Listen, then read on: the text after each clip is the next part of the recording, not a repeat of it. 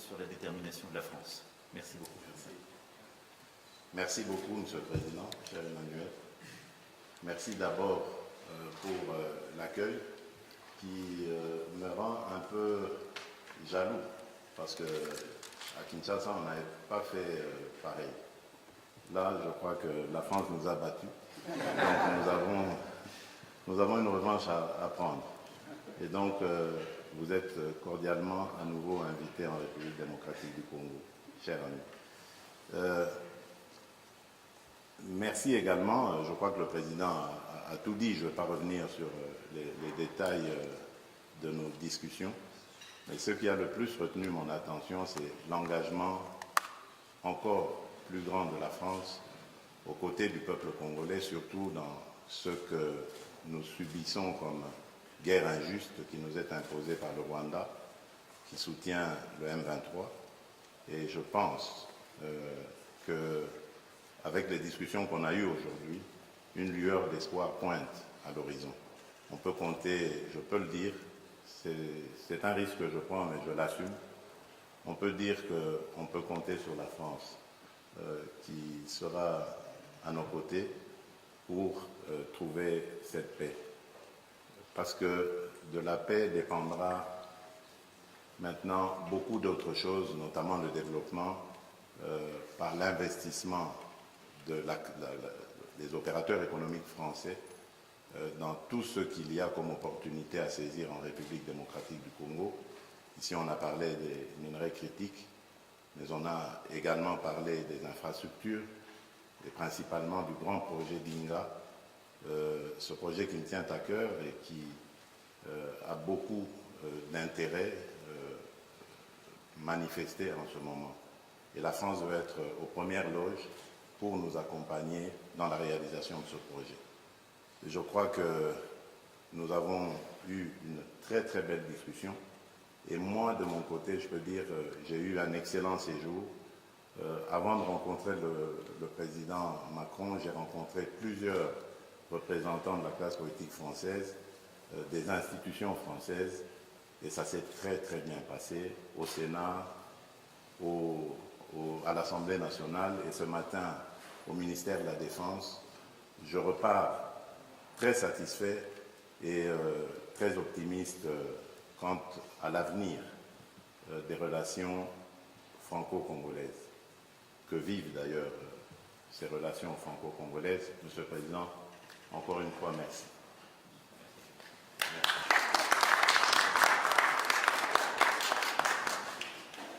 On va prendre, je crois, 2 questions. Bonjour, Monsieur le Président. Alors, excusez-moi, mais nous, on a un train de retard, on n'a pas participé au dîner, alors je voudrais commencer par parler de cette guerre. Tout commence au génocide rwandais.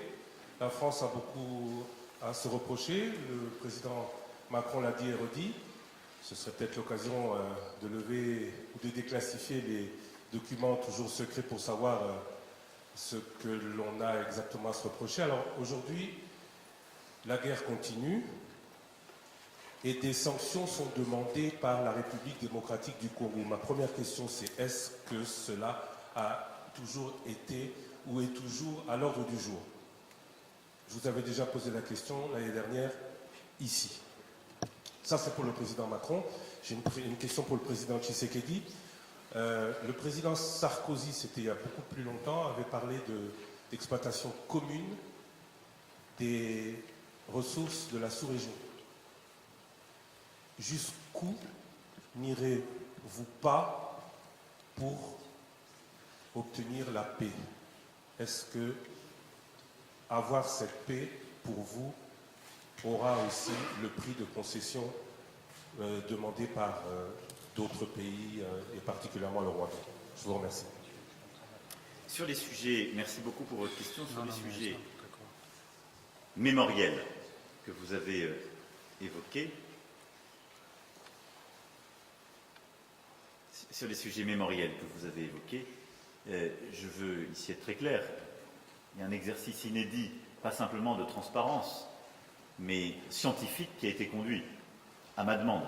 J'ai mandaté le professeur Leclerc avec toute une commission d'experts reconnus, indépendants, qui, pendant de longs mois, ont fait un travail sur la base duquel j'ai prononcé le discours de 2021, qui est le seul discours et les seuls mots qui ont autorité en la matière.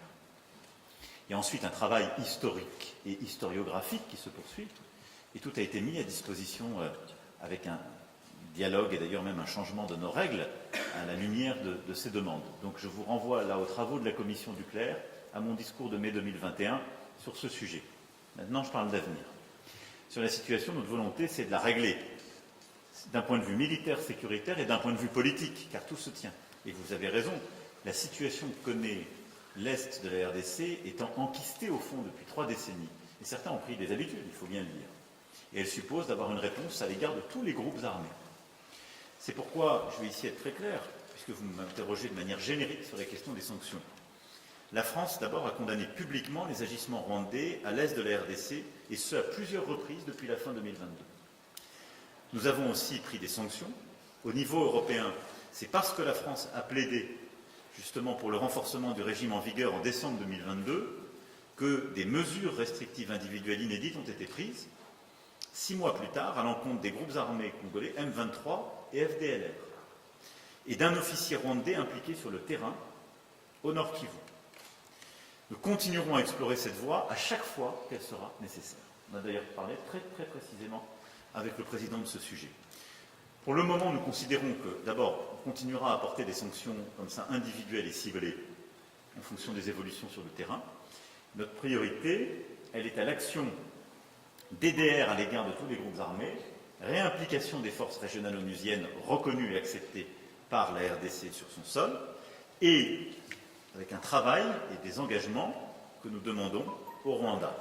Et ce faisant, nous pensons que le dialogue et la recherche de la solution diplomatique et sécuritaire est plus efficace à ce jour. Mais rien ne doit être exclu, et nous ferons tout ce qui est utile à chaque étape, comme nous l'avons fait tous ces derniers mois et ces dernières années.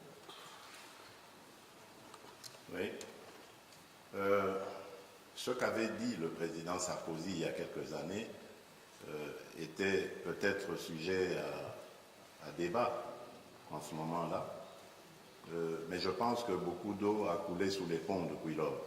Et aujourd'hui, la situation est totalement différente. Je suis moi-même témoin vivant de ce que je vais dire. Lorsque je suis arrivé à la tête de ce pays, j'ai tendu la main à tous nos voisins. J'ai fait le tour, on en a 9, je les ai tous vus, particulièrement le Rwanda et l'Ouganda, pour tirer un trait sur nos tensions du passé. Et nous avons expérimenté ce dont avait parlé le président Sarkozy, c'est-à-dire cette coopération sur des projets, des joint ventures, une coopération qui allait mettre ensemble nos pays et déboucher sur le bien-être de nos populations. Mais j'ai été payé en monnaie de singe. Je ne vous l'apprends pas. Vous le savez, nous avons été poignardés dans le dos par le Rwanda qui, au lieu de se contenter de cette proposition que je faisais, qui allait garantir une transparence dans les échanges et garantir aussi le principe gagnant-gagnant dans cette collaboration, ils ont préféré continuer ce trafic illicite qu'ils mènent sur le sang du peuple congolais. Et cela me rend donc plus réfractaire à l'idée de pouvoir rééditer cette expérience. En tout cas, du moins, tant que sera à la tête de ce pays le président Kagame. Peut-être que les choses évolueront, qui sait, mais en ce moment, malheureusement, le rêve du président Sarkozy n'est pas réalisable en République démocratique du Congo. Bonjour, James André pour France 24. Alors au fond, j'ai une question qui est pour vous deux présidents d'ailleurs. C'est-à-dire qu'en fait, on voit que le processus de Luanda patine depuis maintenant un an. On peut dire que la situation dans le Nord Kivu est pire aujourd'hui qu'elle ne l'était il y a un an, avec le M23 qui a avancé, qui entoure Goma. Il n'y a pas de dialogue. Vous venez finalement de le dire à l'instant, monsieur Tshisekedi, vous ne voulez pas parler à Paul Kagame pour l'heure. Donc ma question est d'abord, pour vous, qu'est-ce qu'il faudrait pour que eh bien, vous vous mettiez à la table et que cette discussion puisse reprendre?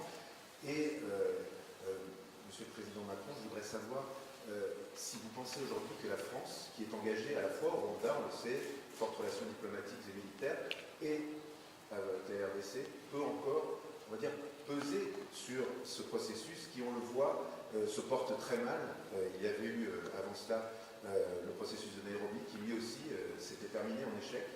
Donc comment peut-on sortir de ce nœud, à la fois que peut faire la France, et qu'il faudrait-il pour que vous alliez parler, comme M. Kagame? Mais vous avez dit, monsieur le journaliste, en parlant de Goma, vous avez dit que Goma est presque totalement asphyxié. C'est fait exprès parce qu'ils ont profité d'un moment d'accalmie, moment que nous avons saisi pour donner la chance à la paix, à la demande de nos partenaires, pour avancer leurs troupes et ainsi essayer de couper la ville de Goma de tout approvisionnement, l'asphyxier et donc pouvoir la prendre. Je peux vous garantir que nous sommes en train de travailler pour que cela n'arrive pas. Et tant que cette situation sera comme elle est, ce sera impossible de parler. Vous ne pouvez pas parler avec quelqu'un qui vous maintient le couteau à la gorge. Ce n'est pas possible.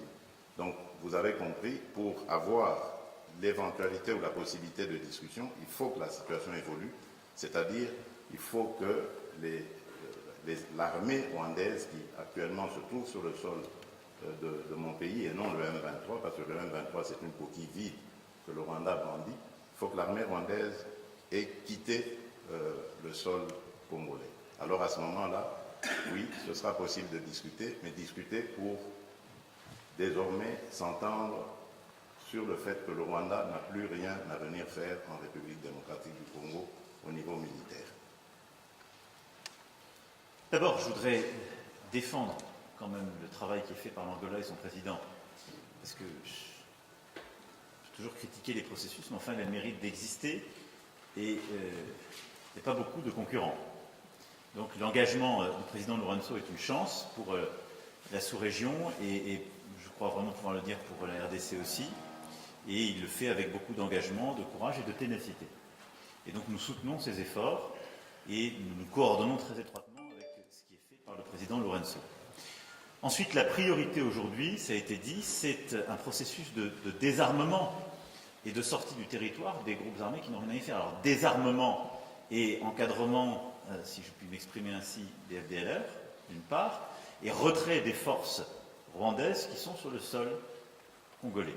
Ça, c'est la priorité. Puis, désarmement du M23 et processus d'accompagnement. Donc, la priorité, elle est là, elle est sécuritaire, c'est le plan sur lequel on a travaillé.